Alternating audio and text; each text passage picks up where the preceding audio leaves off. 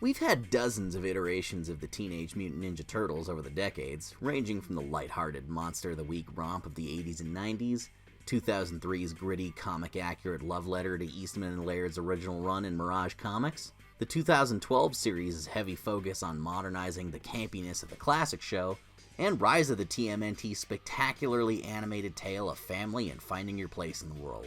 Let's not also forget the classic quadrilogy that did a little bit of everything, and, the ones with Scab Cop Casey.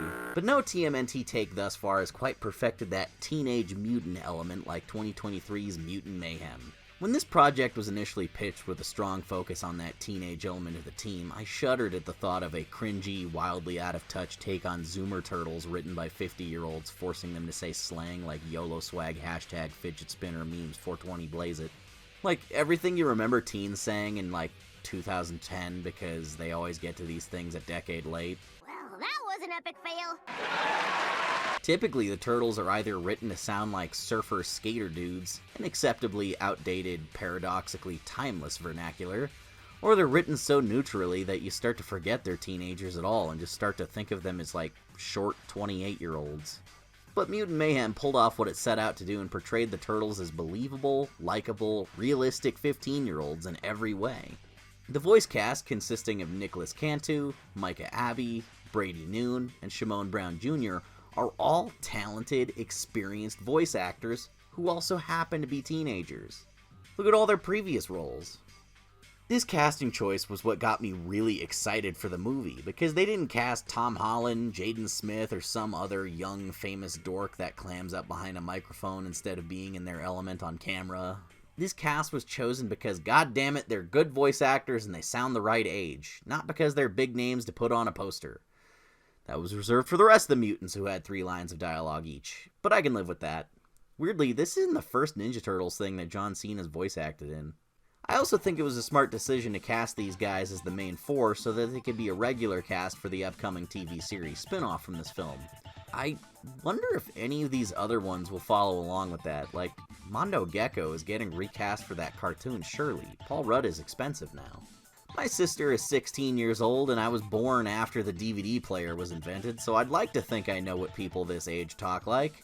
And one of the highlights of the movie is just how naturalistic and fast-paced the dialogue between brothers sounds. Humans are the demon scum of the earth. Avoid them, don't say hi. They lust to murder that which is different from them. To interact with them is to die. And hey, I know that's objectively prejudiced, but that's what Dad taught us.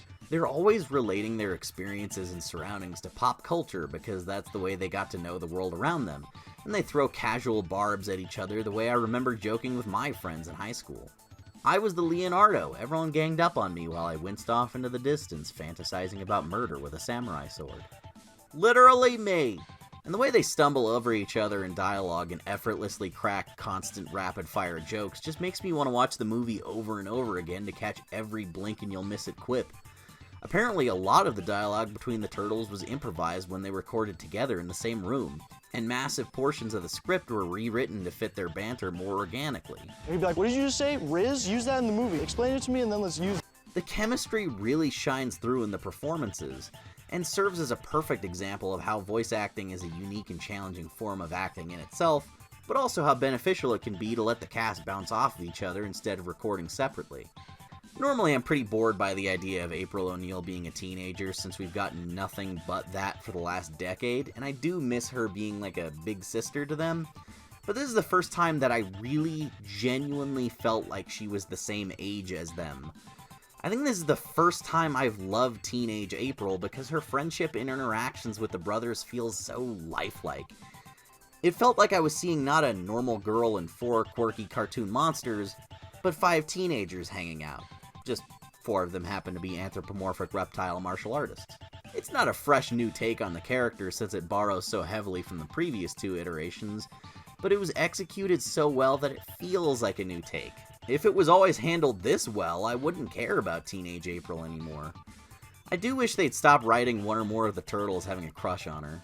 Alright, we've had horny pervert Mikey, strung along hopeless incel Donnie, and a Leo that's destined for the friend zone. Is Raph next on the list?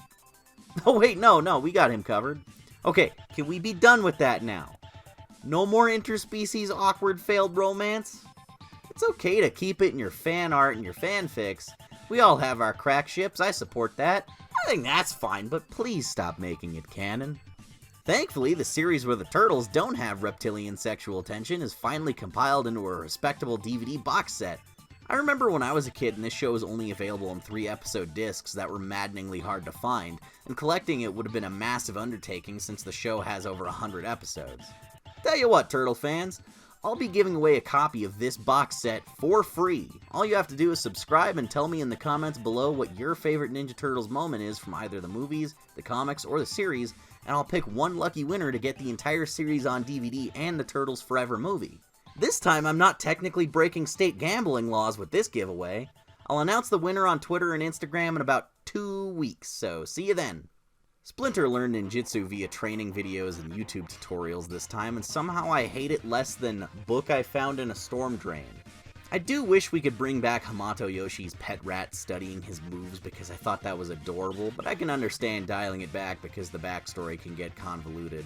The worst version of the origin story is ironically the original Mirage book. Hamato Yoshi was in a love triangle with Oroku Nagi and Tang Shen, and Nagi abused Tang Shen, so Yoshi killed Nagi, but Nagi's brother Oroku Saki vowed revenge and killed Tang Shen and Hamato Yoshi, and then Daredevil's origin happened. Yeah, you can simplify it down. I'm just glad we're not permanently handcuffed to Splinter being Hamato Yoshi transformed into a rat like the 3 of the cartoons and the IDW books. It's a cool take, but I don't want it to be the default origin, and I'm open to changing it around each time. In 6 years, Splinter went from being a parody of Jackie Chan to being played by Jackie Chan. The other thing to love about this movie is the visual style that evokes the sketchy look of a teenager's notebook doodles. Characters have odd proportions, asymmetrical faces, and exaggerated silhouettes. Objects are never 100% perfectly square or round.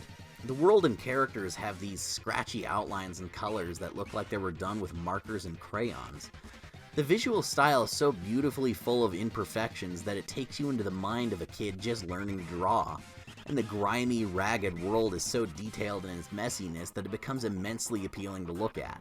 I could stare at any random frame of this movie and see something new every time I look at it. It's the same 3D accentuated with 2D style as Spider-Verse taken in a new direction that avoids being derivative and instead looks wholly original.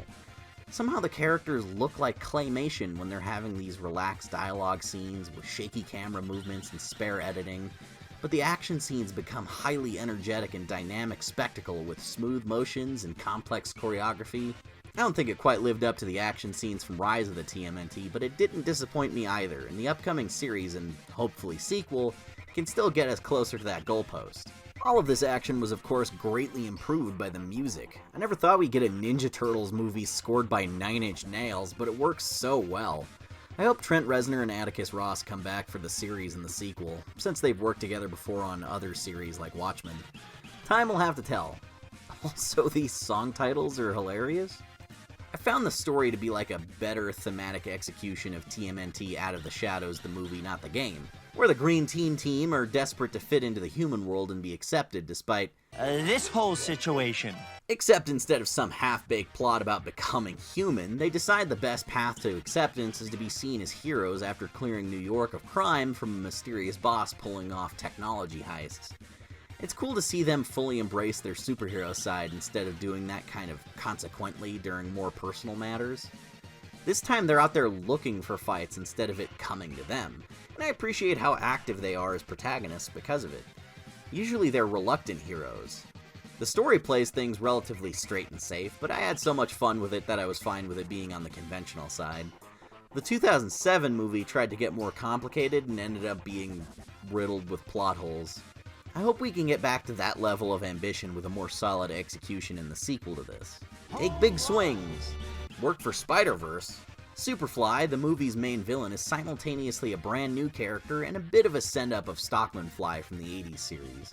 And I was surprised at how Ice Cube managed to really shine in this role with a range of charisma that makes you understand why these mutants see him as a leader, and a grim ferociousness that kept him threatening enough you'd also understand why they fall in line with his dastardly plans. I love this villain, and I wouldn't mind him showing up again in future TMNT projects as another alternative to the usual Shredder or Krang / Utrom shenanigans. TMNT has a lot of good villains. I haven't heard great things about Preacher, but otherwise, Seth Rogen is 3 for 4 on producing cool comic book adaptations.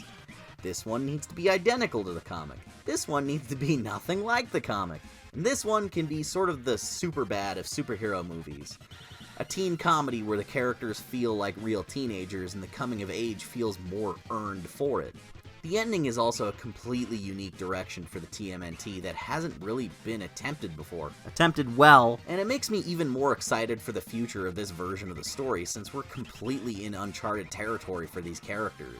Imagine what that TV show is going to be like. It's going to be nothing like any of the other ones. I wish Rise of the TMNT had taken off and gotten the love it deserved, but this movie is a perfect consolation by bringing in even more fresh ideas and a creative vision for the franchise unlike all the previous ones. Is it the best Turtles movie? I don't know, I'd have to watch it a few more times, but it's definitely the best animated one.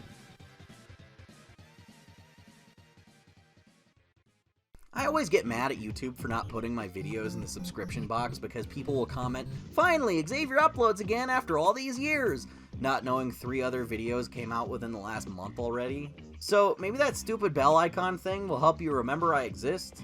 If you want other ways to support the channel, you can always go hit up that Patreon for early videos and exclusive stuff because it's just $1. I'm not kidding, it's only $1. Isn't that cool? If everyone who watched this video donated $1 a month, I'd be able to afford a house for myself, so that would be really cool.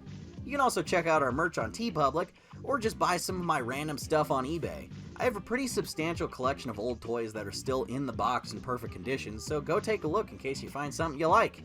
And lastly, since this is a YouTube video and you probably play Fortnite, drop my creator code XavierGM next time you buy a silly dance or a cool character skin. Really helps me out. See you next time.